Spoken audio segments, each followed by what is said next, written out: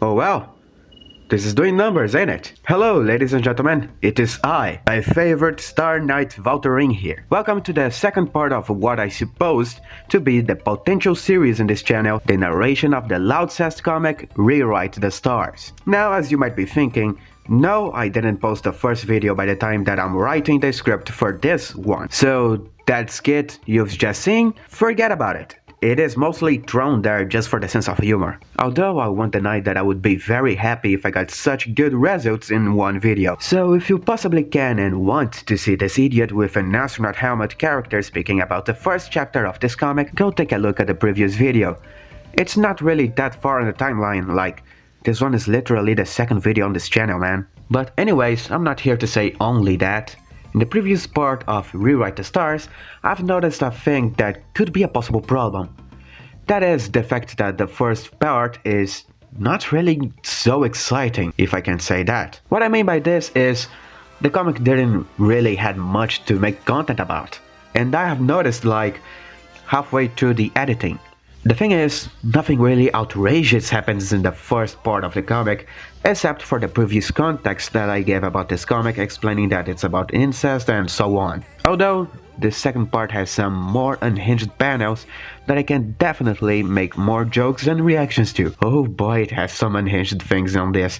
But before we go there, here's a review from the last chapter. Again, make sure to go there in my channel and watch the first video for a full and more well done review of the story so far. And don't forget to give a like if you like this type of content and to subscribe if you think that I'm doing a good job by reading this thing. Now let's see where we stopped. In the last chapter, we were introduced to what could represent the beginning of the siblings Lincoln and Lynn structure to develop a romantic feeling for each other. Emphasis on the word could, for this is what is presented to us, but not really what it said, since both of them seem to have a consensus that they were always into that, even from the beginning. The previous chapter served to show us an idea on how close Lincoln and Lynn were and still are by this current time, showing that they are equally engaged in being together as a family no matter what. The previous chapter ended with a cliffhanger with a different question on when did they realize that they have feelings for each other. And in today's chapter, that's exactly what we are going to see.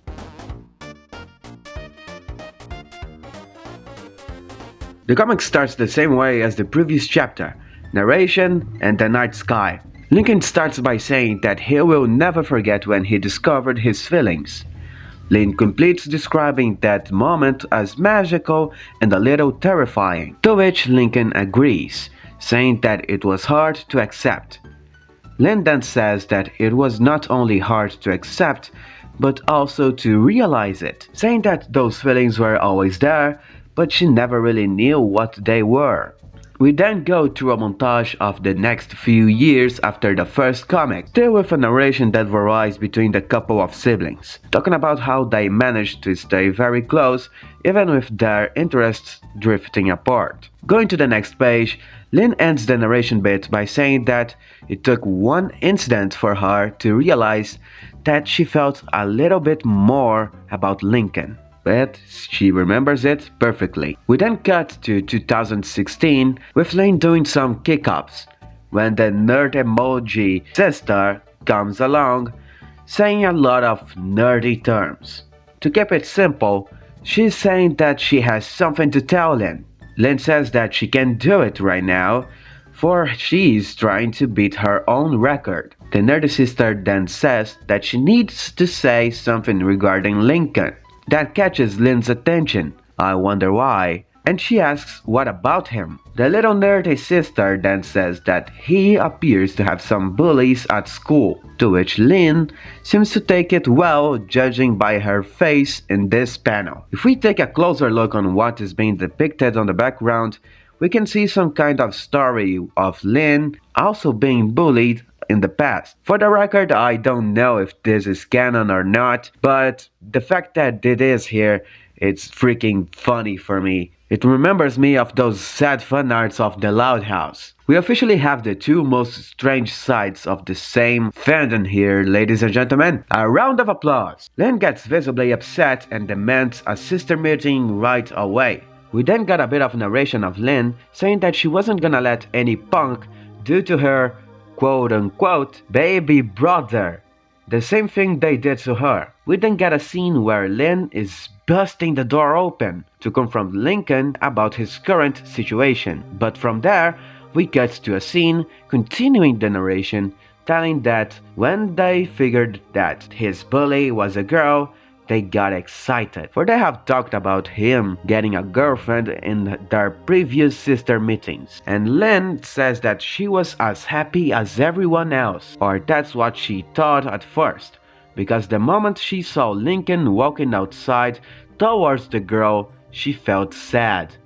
And when he got smacked, every one of his sisters felt terrible for making him get hurt, except for Lynn. She said that she felt terrible not because he got hurt, but because she felt relief. Going to the next page, she ends the narration by saying that in that same night she couldn't sleep, trying to figure out what was wrong with her. I can tell one thing or two, but we're gonna get there later. She also says that she wasn't the best with feelings stuff, but she had the best help one could ever get, her emo sister Lucy. And she begins a conversation by saying that Lynn is usually snoring by that time at night and asking what is disturbing her. Lynn responds saying that she is just thinking about today, how crazy it was the fact that Lincoln almost got a girlfriend, and she asks Lucy how she felt about it, to which Lucy responds by saying that she felt guilty. Lynn assumed that she didn't want him to be with her either, but Lucy says that this wasn't the case. She felt guilty for seeing Lincoln get punched and enjoying it for a minute. Lucy interrogates Lynn about what she meant with either and if she didn't like her, to which Lynn responds by saying that she punched her brother, so of course she doesn't like that girl. Lucy asks why she would feel guilty about it, but Lynn says that she doesn't know and asks to be left alone. Lucy agrees, but says that suppressing her problems don't solve a thing. Lynn confesses that she wasn't really happy for Lincoln growing up as she should have. She says that she tried to be supportive, but she never really wanted him ending up with her. She then asks why she would want that, and if she is the worst big sister ever. Lucy then explains that it's just natural that she would be cautious with every girl that lays eyes on their brother. She completes it by saying that he already has her for a tough girl that can throw a punch. Narration Lynn comments that he already has you made her heart feel numb, and Lucy says that this was just a joke. She then proceeds to say that Lynn is the closest to Lincoln, and that's nothing wrong with being jealous. But that doesn't mean that she is a bad sister. It just means that she cares about him just like he cares about her. Lucy ends her speech saying that no matter what, she will always be part of his life, and no girl is ever gonna take that away from her. Now, present Lynn thanks Lucy, saying that she needed that. And the narration Lynn says that she didn't know why, but those words coming from Lucy made she feel so much better. Up to the next page, it is now Lincoln who is narrating his side of how he discovered his feelings for Lynn. He starts by saying that he first approached the truth around the same time, just when he was feeling like a preteen, like he was mature and independent, and he didn't chase after Lynn as much as he used to. But one day, Lynn asked if she could spend the night with him. He wanted to say no at first, but he could never do such a thing to her. Am I losing something here? Like, where's the context for this? He didn't think much about it, but his personal space was becoming an important thing to him in his life, and there she was, trying to challenge it. We have a brief dialogue between the two about how Lincoln doesn't have any balls for a man. Yes, take that as a double meaning joke, but we come back to the narration bit right away, with Lincoln saying that a part of him was happy since it was a long time since they bunked together. I still don't know what that means, which is why he forgot how loud her snoring was, saying that this was what kept him awake during the night. But in the middle of the night, she turned in her sleep, turning Lincoln's world upside down as well. Lincoln says that while Lynn held his chest tight, the only thing he could think of was how pretty she was. He says that he always considered her all beautiful, but never to the point that he would find himself breathless like in that situation. His heart started pounding very, very fast, and he didn't want to move or risking waking her up. What he really wanted was to hug her, a kind of impulse that he never felt around Ronnie Ann. That thought made him uncomfortable. Not because of hugging his sibling, that's pretty normal, but because he shouldn't think of his sisters while comparing them to girls he had kissed before. That's the strange part. He then says that he couldn't sleep at all and he was so confused he did all he could to get her back with Lucy. He then says that from that night on, he became much more aware about his sister's appearance. He also says that he justified it, telling for himself that she was just the type of girl he liked. Strong, determined, brave, things like that. This until the day the rules where she filled in for him in a football team. Then it became impossible for Lincoln to ignore on how physically attractive he found his sister. Lynn interrupts her brother narration by saying that it wasn't the first time they changed clothes together, and Lincoln responds by saying that it was the first time since his hormones he got a bone for his sister. Well, I told you this chapter had more content, didn't I? Lynn says that she didn't even realize she was changing in front of him because she was just kicking ass in football. Lincoln proceeds by saying that from that time on, every time she touched him, his heart would beat faster and faster until he was reminded that they are siblings. Blood-related siblings, and that adolescence was playing tricks on him. On the next page, the narration continues on Lincoln, describing that on the final day, Lynn sprained her ankle. Lynn says that she remembers those guys playing dirty, and it's such a shame that she never get back on them. Lincoln says that he felt terrible after she was sent to the hospital, to which Lynn says that she remembers he took it worse than her. Lincoln says that he hated himself for it, but she came to his room that same day and changes everything again. We then start a dialogue in that scene. Lynn shows up to Lincoln's in a good mood, saying it's time for the post-game analysis, and asking if he wanted to start with his or her plays in the game. Lynn then notices Lincoln seems upset and assumes it's because they lost the game. She then proceeds to try and comfort him, saying that it happens. You can't win all the games you play. She also offers to help Lincoln to figure a way to get better, so he doesn't lose the next game. But Lincoln says that he couldn't care less about the game, confusing Lynn about why the long face. Lincoln then says that he is sad because she got hurt because of him, for he made her play for him and she got hurt because of that. He continues blaming himself, saying that only if he wasn't the worst player ever, Lynn wouldn't have sprained her ankle. She then cheers Lincoln up, saying that he's wrong about everything. She says that a sprained ankle is nothing to worry about and that he isn't an all bad player, since he managed to run 70 yards without no one stopping him outdoing himself.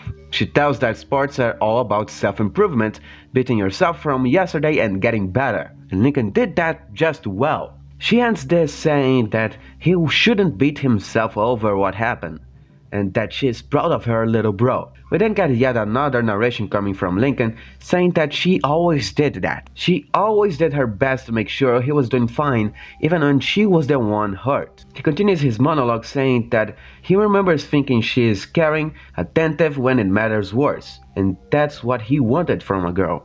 He admits that this is not a common thing to think. A sister shouldn't shape your preferences in a woman. No shit, Sherlock.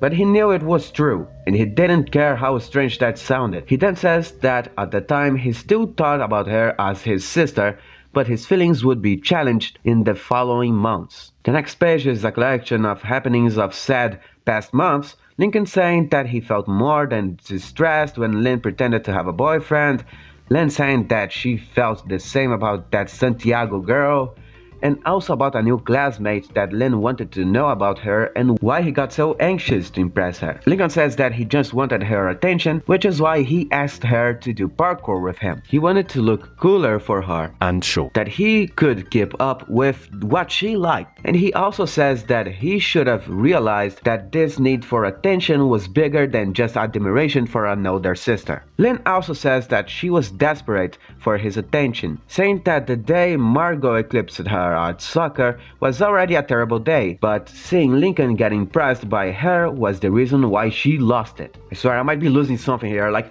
Are these episodes from the show that happened?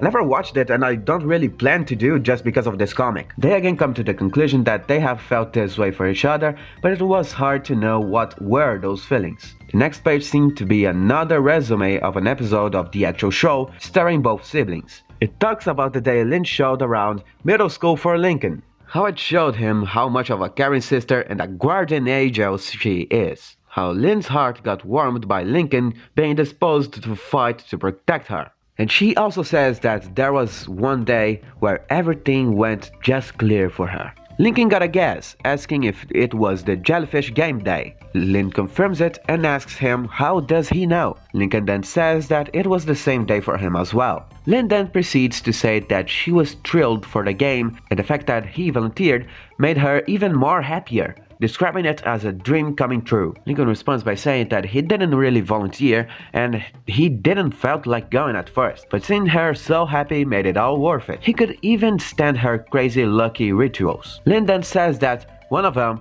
the called Jersey superstition, was actually made up and they didn't need to be under the same jersey at all. Lincoln doubts at first, but then Lynn explains that she was just so excited about the game and his presence there that she couldn't help herself and thought that was a good excuse to be as close as possible to her brother. She begins saying that once they were close to each other, but Lincoln interrupts, saying that he knows he felt it too. He describes it as some kind of magnetism and he thought at the time that it was he being a little kid, more immature than he was willing to admit. He didn't care about the game in first place, but here there was his whole world with him in that jersey. Lynn then says that as crazy as it seems, she wasn't thinking about the game either, just him and the fact that he was there with her. They both say that they don't remember who made the first move, but Lincoln says that when they held hands under the jersey, it was the beginning of something completely new. In the next page, we see a series of thoughts of both siblings and an eternal monologue on why that felt so weird but so good, and if they should be feeling this way to hold hands with a sibling.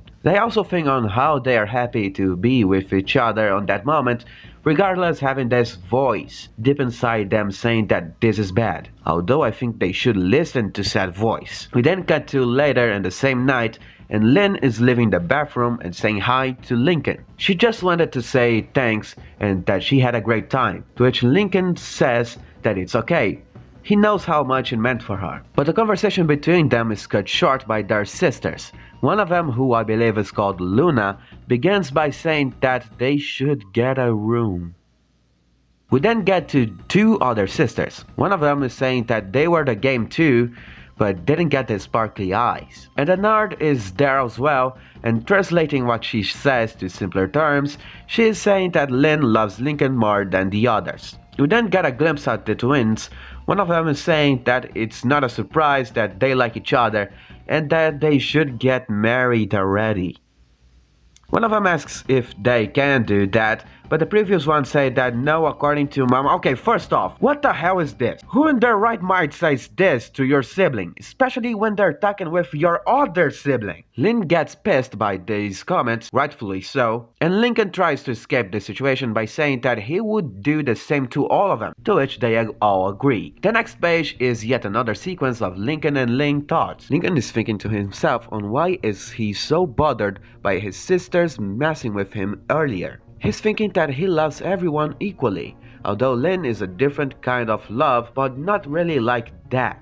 He proceeds to question what are his feelings for Lynn and why he has been feeling so weird around her lately. He also says that he loves being around her and he feels he can be himself with her and talk about anything, etc. Next page we cut to Lynn thoughts. She is thinking on how Lincoln is everything she wanted for a guy, but would never date him because he is her brother. She wouldn't because she actually can't. She says that if they weren't related, she would probably ask him out. She recognizes how stupid this is, asking herself on how bad she is, where the only boy she would date is her own brother. She also thinks that she shouldn't feel this way, also that she has told Lucy that she went into that romantic, mushy stuff, but she actually is. She likes the dream boat. She dreams about dating, spending time with a boyfriend who's not anyone in particular, but someone thoughtful, caring, a bit of a dork, etc. Basically, someone that's Lincoln but not related to her. But the thing is that both of them have been through so much together, and we get to Lincoln asking himself, what does that even mean? Or better yet, how could this even happen? How could they fall in love with their sibling? The comic ends with a narration from both parts. They say that the moment they figured out their feelings for each other wasn't easy. Lincoln even describes it by saying that he knew it would be a painful ride. Lynn says that there shouldn't have been nothing but heartbreaks and disappointments, and that she tried to convince herself that she could suppress her feelings away. Lincoln says that he thought the same, but it never worked. He also says that those were tough times for him. We finally end this comic with Lincoln saying that it all crashed out on that unforgettable night, giving us yet another cliffhanger for the next chapter. And check! Another one is done. 3 to go. Well, ladies and gentlemen, I might say this was traumatizing. As I said, this had way more stuff to make content about, at least compared with the previous one. And wanna know something cool?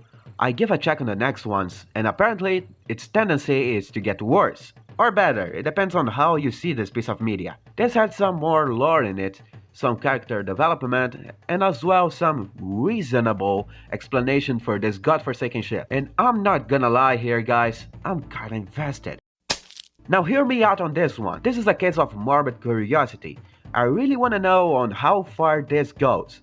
This is the kind of absurdity that is really catchy, you know? It's like watching a car crash in slow motion, but substitute car for siblings, crash for romance, and slow motion for frank comic. Bad comparison, I know, but you get it. Bad, but intriguing. Feeling that I can only describe as, let's see how far the bastard who created this goes. Speaking of the devil, all due credits go to the creator of this comic, Underrated Hero. Their Twitter is now showing on the screen right now.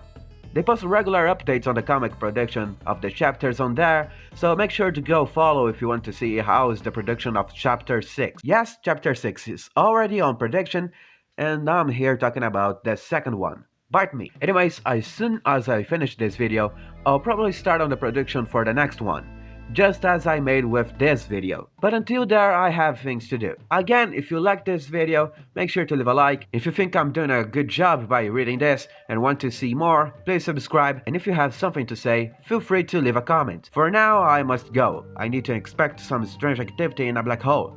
See you later, Space Wanderer. Bye bye.